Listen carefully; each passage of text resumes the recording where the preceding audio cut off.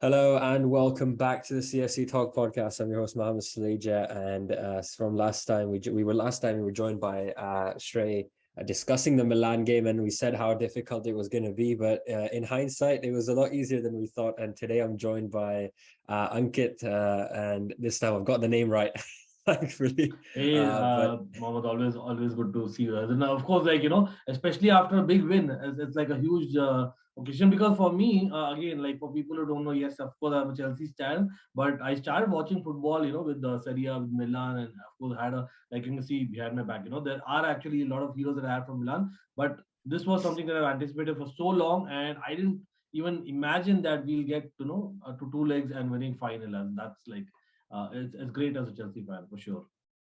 yeah, I mean, two legs. What a great performance over those legs. And if there was a bit of I think we spoke about this last time on the podcast, and we said if there's still a bit of doubt with Graham Potter because we've played teams like Wolves, we've played teams that are not as good, but this Milan performance over the two games has shown some great performances. And let's dive straight into the match. Firstly, the lineups when they were announced, three at the back. And we know Potter is very famous for changing up the systems every single game and even in between games. So were you surprised by the lineup? Did you think it was the perfect lineup with the back three, Chilwell Yeah, starting I it wouldn't as say a... surprised per se, but again, with Jorginho playing in midfield, especially after Loftus-Cheek has been reborn, again, touchwood, I'm hoping that, as in that continues. But again, that was not a surprise. I kind of had a feeling that, okay, Potter might go in for the person who's actually played in Italy so much, with him there. But the fact that, as in we were able to kind of, keep shape with that, the way that, we actually lined up on paper. Because like you said, Potter is one of them who actually changes it between the games. But yesterday was one of those strange games where I thought that the positioning was almost perfect and we kind of stuck to that. And that's something that I was surprised by with Potter, and that's pleasant surprise. Maybe the fact that, of course, we were going to talk about that, but maybe the fact that Milan went to 10 men helped in that purpose, right? Yeah, I know we're going to dive straight into it, and the first event of the game was that Tomori red card. And as Chelsea fans, we're not used to talking about the referee highly, but last night Chelsea were well done by the referee after that red I card don't know incident. whether it's again the Potter effect, bro. As I'm telling you, the way that Potter has come on, everything was against Chelsea, of course. And having seen over the years of Jose Mourinho and of course Thomas Tuchel and things like that, we always are against. Even Antonio Conte when he was there, I remember there are so many occasions. Just the fact that we have an English manager managing us, I don't know what, I don't know if Champions League we're talking about here, but even in the Premier League, for instance, the last couple of games, arguably we had a stroke of luck. So I think it's about balancing. Eventually, it's got to come to us someday, right? And probably this is a year that it's happening. Hopefully under Potter, but again. Ironically, I didn't expect that to be Tomori. Man, Tomori, out of all the people, and to be very honest, again, being not only someone who's followed Chelsea for so long, and actually, I love obviously academy graduates, and Tomori has been one of them. But the fact that, again, like I said, having a soft corner for Milan, the moment that happened, trust me, I was like exulting with joy, and I never imagined that would even happen when it, kind of when the group stage came on. Okay, this is going to Yeah. be a bit of a sweet kind of feeling, but it wasn't, bro. Yes, of course, and also the reason being Tomori himself. Yes, we'll come to a decision, but I remember before the game, there were things that were spoken by Tomori. I know that maybe people who kind of get the culture of it in England, they kind of have a banter around. That's what probably he meant. But I know that there are a lot of Chelsea fans who are not happy with that after what Tomori said. So maybe it's kind of karma. I don't know what to say. Yeah, no, I think honestly, from like the place where he got said it from was not to like harm Chelsea or go against Chelsea's fans. I think he just meant it as in Milan's going to come back stronger. And I feel like, yes, maybe he should have not been the one saying it. It would, if it came out of someone else's mouth from Milan, it wouldn't have sounded as bad. But coming out of Tomori's mouth made it worse. But again, he was the one on media duty, so you can't really blame him for that. And things like that in football happen because he can't be a Chelsea fan, or he can't say nothing against Chelsea as a Milan player. And if Yeah, he fair. goes on somewhere else, he might do the same against Milan. So, Correct, correct. it yeah.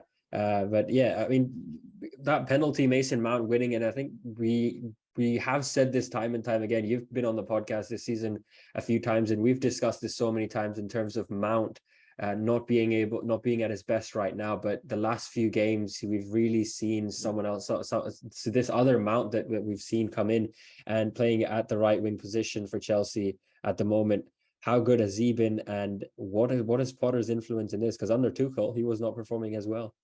Yeah, you know what? I think it's about maybe the timing of it. Like again, we all kind of overreact when it comes to youngish players, and Mason Mount still is that. And I remember talking to you on my channel that we literally discussed the fact that at this point of the season, this was about I think a month ago, that Mason Mount even last year had 0 goals, 0 assists, and he went on to get those double digits in both the as in goals and assists. So for me, Mason Mount has always been one of those players. If Mason Mount plays well, Chelsea play well, and that is the bottom line. I think Potter's identified that. The difference being that I don't think, yes, there was a I think reaction from Tuchel towards the end that Mason Mount has got a lot of matches and he was beginning to rotate Mason Mount, which was unheard of, right? As a Chelsea fan and even as a English fan generally, right? No, so but Potter, I think he's actually identified that he is the main cog. And if you actually notice, he's the only outfield player to have started every game for Chelsea as of now under Potter. So that says a lot, and that's clear that Mason Mount has got to be the main guy, and of course, it's not like things are moving around him. As in Potter doesn't believe in that anyway to move around one player. But what is different is I'm seeing Mason Mount being a free man. Like for example, if we go like a 3-4-3, he's rather like a 3-4-1-2 with him actually being the playing the free role, and with Mount playing the free role, it's almost like when we used to have Oscar. When Oscar was there in Chelsea, he was great attacking wise at his prime, but he was also defensively very, very, very important for Jose Mourinho. I think Potter has probably identified that this is the guy who can kind of do both the things at the very top level consistently, and let's actually trust him and just go with him. And his turns, the moment Mason Mount gets his turns, shooting to the left foot and right foot, you know that he's confident and he's in form. And I think that was the telling factor. And even on the right hand side, like you mentioned, very good point, because right hand side of Chelsea, like Reece James is there, right? So again, there is an understanding there, so that helps as well to an extent. So both of them kind of playing those 1-2s, and of course Aubameyang being a natural forward, it's only as in much easier than what we used to have under Havertz playing up front. So I generally believe that if Mason Mount, Reece James can continue, I don't know we'll come to Reece James injury, but yeah, again, it's great that Aubameyang is there to help them out because he is that finishing piece. Hopefully, again, touch wood that Mason Mount probably requires in front of him. We have to be very careful when we talk about our strikers. We don't want to jinx anything especially here. number 9. Speak too early. But no, Mason Mount, I think for me is, as you rightly said, he's someone who just sits behind the striker, just assisting them and opening the spaces and creating chances. And we saw that yesterday. I mean, that goal for Aubameyang as well was a bit of a help from Mount. And then on the other hand, against Wolves as well, the chances he created were five. I think it was like 5 or 6 chances he created. Yesterday, he created 3 or 4, assisted 1 as well. So I think ideally, Mount's role under Graham Potter won't be as the same role as it was maybe under Tuchel, where he was responsible for a few goals as well. Where here he's being told, or what he's doing right now is just trying to create those chances, open up those gaps, and open up the defenses which are maybe sitting in deep. And when Milan went 10 men to 10 men, it was obvious that they were going to sit deep and try and dig the game out, because in the end, in the group stage, if they do win 2-1, it's still 3 points. It doesn't mean that they lose on aggregate or so on and so forth. I will try to just add one point here, because I thought Milan tactically got it wrong. Stefano Pioli, he's actually tactically very astute. So I was very surprised. First of all, when they started, remember, like they kind of on paper were 4 at the back, but they tried to match Chelsea and went 3 at the back with them. With Tomori playing very wide, and then Gabia, the centre half, who doesn't really play every week in week out, and him being the lone centre half, and then they had Kalulu on the right hand side with Theo Hernandez being playing the free role. And after Tomori was sent off, it was very clear that they needed another centre half. So first of all, there was so much separation between 2 centre halves, because of which obviously the moment happened and Tomori's red card happened, in my opinion. Secondly, even after that, when you have already got that mistake that you've been found out, you need to have a centre half coming in like right away instead of just being over ambitious. And you're right, as in maybe it was not about how many goals you scored; they just needed a result. And at that point, I think they waited for about 15 more minutes to get Deston, an extra defender, and by the time it was too late, and he scored a second goal. So I think somewhere down the line, I think Potter identified that between the sending off and the second goal that this has happened. And again, the second goal is proof of what Mason Mount and Aubameyang along with these James can do. Yeah, I think Mason Mount just cements that kind of right-hand side with Reece James to help out our strikers. But the other midfielder that we're going to talk about, Jorginho, how good was he last night as well? Because I think his performance went under the radar for me. I think there wasn't a lot of appreciation out there, but that Yeah. penalty goal, just doing his business as he does. We know how good he is in penalties. Obviously, he's missed a few in his career, but the amount of penalties he scored for Chelsea just shadows those misses. But 97% passing rate, 2 chances created, and defensively, I think was what he was most impressive about. 3 interceptions and 7 recoveries. I know I'm saying a lot of stats here, and a lot of people are going to be like, you can't base a performance off of stats, but No, seven realistically, yesterday recoveries was a is good unheard performance for of him. from Jorginho. As in, I don't remember 7 recoveries is heard of very often. And I think you And it mentioned a comes point from, about sorry to interrupt, but it comes from someone who lacks pace. And I think we talked about this with Stray right. last week, was where without Kante, Jorginho isn't able to recover as much as he did last night, maybe. Correct. See, that's the difference, right? As in again, same thing I mentioned in my review because for me, Jorginho works in Europe because European game is kind of slower, especially when it's an away game. You can kind of as in just wait, hold on, and kind of do what you want to do. Yes, of course, it helped that the fact that the opposition were 10 men down. But having said that, yes, there were moments where it didn't look like they were 10 men down because they were actually attacking, and then Jorginho was a person who was there putting his put there and getting those challenges in. For me, as like you mentioned, the passing percentage is also very very important when you want to dominate in an away game, because those mistakes, those unforced errors kind of lead to goals because of the fact that the opposition knows their ground much better, right, in terms of spaces. So for me, I think Jorginho, like I said, for me, arguably, yes, Mason Mount was awesome. He probably got that, as in the team going, but he was subbed at halftime because he had a yellow card, which I believe he should still learn on.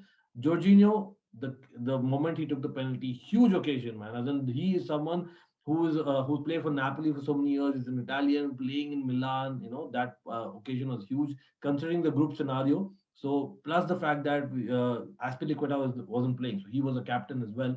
And like I said, he got a lot of recoveries in, and those passing percentages are huge. So for me, throughout the game, he was the most consistent one, and I would say, yeah, I would go on to say that he's probably my man of the match, to be honest. Yeah, I think even though the man of the match award was awarded to Mason Mount, but Jorginho had a big hand to play in our midfield in yesterday's performance. But one player that has been surprising all of us this season is Kepa. The way he's come back into this team, people say this is Kepa's era now under Graham Potter, but I think Potter made it clear that the lack of clean sheets under Mendy meant that Kepa was in contention for the first spot, and I think he's done really well here. Even though he hasn't had a lot of saves to make each game, and that's because of a credit to our defense.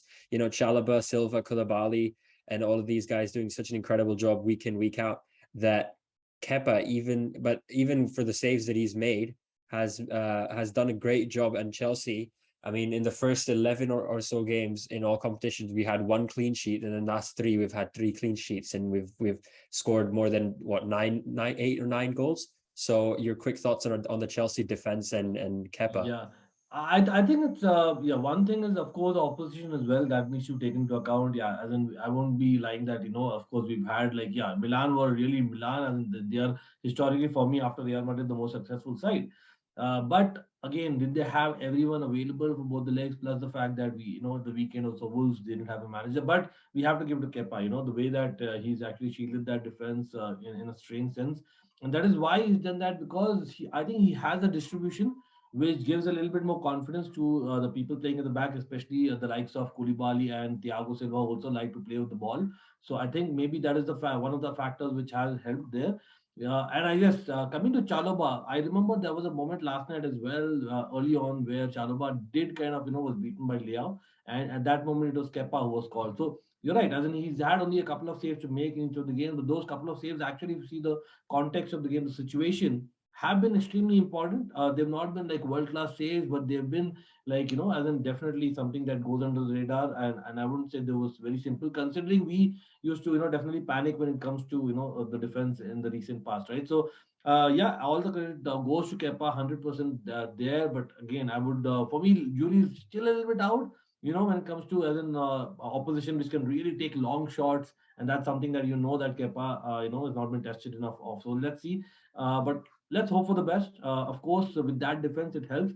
Also, I would definitely give a shout out to Koulibaly. As in Koulibaly, for me, his start to the Chelsea career wasn't exciting, to be honest. As much as I was really excited, having seen a lot of Serie A, but I think he's come up trumps. He has to be in the team sheet now, week in, week out. Because for me, again, it's no coincidence that with Koulibaly coming as the Potter as a starter, we've got clean sheets in 3 games as well, right? So that's something to go with Kepa. Yeah, and as Twitter likes to say it, it's all because of Chalobah. I mean, we've not lost a game when Chalobah has started for us, so maybe that continues on and on.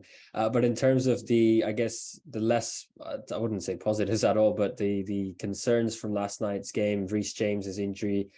Thankfully, it was reported today that it's not as serious because obviously the games that are coming up, and then England without Reece James are really going to struggle on that right hand side because Trent Alexander-Arnold has decided to take a leave.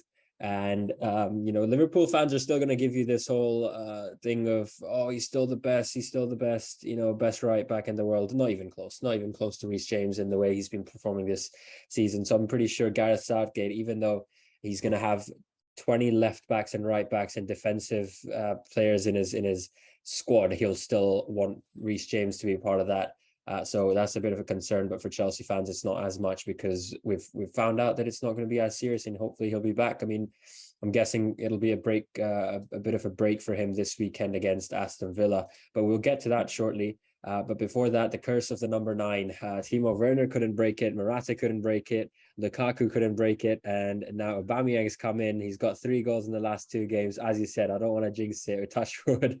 And when you have Havertz and Aubameyang both scoring, irrespective of who it was against and how the goal was, but it's always nice. It's always a nice feeling to have, and Broja scoring as well. So all 3 of our strikers scoring goals.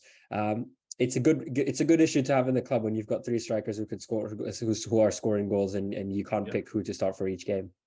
Yeah, absolutely. As in, to be honest, like Aubameyang kind of picks himself right now because of obviously who he is, plus the fact that he gets experience to the pitch, and I think just the positioning is far more important. As in, those decision making in about where to be, where in certain situations for me it's huge.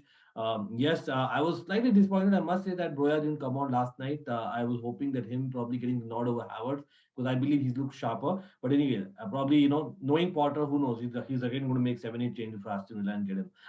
You never know. But Aubameyang, see, as in we all believe that number 9 is a curse. As in, let's be honest, we're going to accept that. But if you actually study the kind of number 9s we've had, you mentioned Timo Werner and Lukaku. In the very first month of Timo Werner and Lukaku, actually they had good months. If you actually notice, I remember Timo Werner scored a very good goal against Tottenham in the League Cup. I know we went out in that game, but his performance was excellent. Same with Lukaku, he had an excellent performance against Arsenal and Aston Villa. I remember. So, like I said, jury's out. Touch wood, touch fingers crossed, toes crossed, whatever. But the reality is the difference here being it's Potter. Potter, the kind of football that he plays. Uh, I believe Aubameyang will be far better fit compared to the striker that we mentioned about previously in the number 9 because of Aubameyang has that tendency to kind of even drift to channels, and he's very comfortable in that. And that is where we have again others like Havertz, for instance, who can, if he plays along, he can be that a number 9 position in between the games. So I think he'll fit in far better compared to what we've had. So hopefully, yeah, it'll work through. Yeah, I do think this is going to be a good chance for the strikers to start fresh because I think under Tuchel, we've seen under a lot of our managers in recent years that our strikers have generally struggled. So excited to see what Potter can bring out of these strikers as well as the attacking players, because realistically the defense, I think Tuchel, the defense that Tuchel was handed compared to the defense Tuchel left back, or I guess was the defense that we had last season, there was an incredible difference where we were constantly keeping clean sheets. Even if we were conceding goals, it was just limited to 1 or 2, not conceding anything more than that. So Potter has walked into a team where maybe there aren't as many defensive issues as there are maybe in midfield and attacking positions. So it just gives Potter the I guess the time to just look at those issues rather than having to fix the team all around. So it's really nice to see these clean sheets come in and then these goals from players as well. But just drifting away from Chelsea for a second, Thomas Tuchel landing in India today, maybe joining the coaching the Indian team now into the World Cup. Well, again, like Yeah. I was messaging my friends, like, come on, have we upgraded our budget or what? Like, what's happened there? Pretty sure, like, again, with all due respect to, the Indian teams, of course, which I absolutely adore, but at the same time, Thomas Tuchel, just actually, as in taking completely time off is what I'm expecting, I'm hoping, because the guy actually deserves it. Again, coming back to his point that he actually deserved a much better sending off from Chelsea, but let's hope. And coincidentally, I believe he met Chelsea fans at the airport Yeah. who are coincidentally wearing Chelsea, t-shirts, I believe. So it's great to actually, see him spend some time. But again, hopefully he has a great time and goes back and comes back probably in the future. You never know in coaching the Indian team. Who knows? No, yeah. I mean, as from that news, I was just saying, I just don't know. I'm wondering what he's doing in Kerala. Like, what? It Oh can't wow, be a yeah, brand it's a deal. great It place can't. to just have a vacation. So I'm pretty sure it's fine. Yeah, He's coming it over there. probably is. Yeah, no, excited to see him. Obviously, he's going to be an integral part of Chelsea always for after that great Champions League win. But you know, talking about the Aston Villa game a little bit now, that incredible performance against Milan in the midweek. Now Aston Villa coming up, and it's gonna obviously, as you mentioned, there's going to be a lot of rotations. Um, knowing Potter, what do you see? Who do you see starting? Maybe let's start with that. And Yeah. who are your like first few names on the pick on the team sheet? Maybe someone who you want to give rest, and maybe for you if Mendy comes back in. Yeah, Mendy, I wouldn't call him like again. Aston Villa, yes, I've gone on record saying that Steven Gerrard probably his time is up. He was not, one of them who's probably should have been rated. But again, that is what Chelsea do to you, right? And when you don't expect the opposition turns up. So I would continue with Kepa for now. Yes, Mendy probably will get his chance probably in the cup. I know, strangely, we're playing Man City, I believe, in the Carabao Cup. So again, in this case, I'm concerned of the right back. I must say, yes, Aspi did a brilliant job against, I believe, Wolves, but with Aston Villa, they do have pace on the wings, so I am absolutely concerned there. But apart from him, obviously that is a forced change. Probably, I don't think we have many options there. I'm pretty sure Potter doesn't see in Loftus-Cheek as a right back in Premier League to begin with, is what I'm hoping. But I know he played in one This is game some behind the Tuchel post. antics that are going to start happening. Yeah, you know what? But talking about Loftus-Cheek, he might come in actually. He might come in Yeah. midfield, I believe. Again, because Kante, I hear that he's got as in a further kind of a backseat that he's taken, unfortunately. So let's see if he comes back, maybe towards the end of this month. But I think Loftus-Cheek comes in. Pulisic, he didn't get a game either, right, in the Champions League, as he didn't get any minutes. So him being there, Broya again, I don't see him starting, unfortunately. I still see Aubameyang being a striker, like probably continuing his goal scoring spree is what Potter would want. And maybe Kukurea starting and Gallagher starting, and then these are the 5 or 6 changes that I'm seeing really. But apart from that, I think we'll keep core because the idea is also about to continue the momentum that we have, and I believe that we should be able to kind of keep ourselves fit for the next few games. It's a very important month, but so is every match. Like we cannot. I don't think we are in a position of Manchester City where we can just take the foot off the pedal, and that's the only reason. With all due respect to Mendy, I think I'll just keep him on the bench. Yeah, I think for me as well, Kepa has deserved this chance, and he's been someone who's been highly, highly criticized at Chelsea, and he continues to do so. When we have those big losses with Kepa in goal, irrespective of how the rest of the team plays, Kepa is one of the most blamed players, and he's the one who sits there, stays silent, trains well, comes back into the team, so on and so forth. So when this opportunity has come from him, I think he has to take it, and he has to be the one who continues it. So if as they say, if something's fixed, don't try and don't if something doesn't needs fixing, don't ruin it by trying and fixing and experimenting with other things. So I'm pretty sure I butchered up that quote now that I've realized it. But yeah, I mean, that right back was going to be an issue for Chelsea. Maybe Aspie starts, maybe someone else. And as far as I think, Aspie can do the job. I believe Aspie Oh has yes, the he can potential. do, And but yeah, and I think the reason I say that is because Aston Villa are obviously, we need attacking players, because Aston Villa is going to be a team who's going to sit back and play deep into their own half. So But I think we've got enough creative players to push up the pitch for Aspie to just stay back, and the lack of pace that we talk about with Aspie because of his age can be countered by just him maybe not moving as high up the pitch as Reece James does, because we have to realize defensively Aspie doesn't do anything wrong. It's just that Reece James is so well oriented in terms of attacking abilities and the pace that he's got that Aspie is second to him. But if Reece James didn't possess those attacking qualities, maybe Aspie would be someone who would get a regular start as well. So not in Aspie's fact, fault as there's well. one aspect which I still think till date, Aspie is better than Reece James, and Reece James need to work on. We don't talk about it enough because of the seasons that Reece James have had with us. The crossing, as in when you defend crosses, that's something that we are vulnerable against. And Thiago Silva and Aspie a lot of times actually bail us out. So you have to give Aspie that. Yeah, that's why I'm doing giving him the credit that he's done. And up front, I think Breuer starts for me, maybe Havertz, and then we swap in between the game if needed. And then obviously a few other rotations with Pulisic and the other players coming in. No sign of Kante yet, even though we heard that he's starting training. I don't think he was on the bench as Yeah, well I think there was a minor setback is what I've Yeah, heard from report. But again, let's see. As in, I think it's the reaction more than the setback. Not really yeah, setback, but I think more the reaction to him training. So that happens, a lot of times, especially when and the kind of injuries he's had. But again, I don't think it'll be very bad to think of Loftus-Cheek and Kovacic yeah. against in Premier League. I still have my doubts with Jorginho, and that's what I would say. Yeah, no, I agree. I think with Jorginho playing this game, he could get a rest, and because I think we play next week midweek as well. Yeah, Yeah, literally playing Brentford. playing every Yeah, every third day. That's true. because I remember we have what 8 games in Yeah, October, and then I'm another. pretty sure the cup is somewhere around, right? As in, let me just quickly It take a might be in look. November, right before the World Cup kicks in. So yeah, it's against Man City, 9th of November.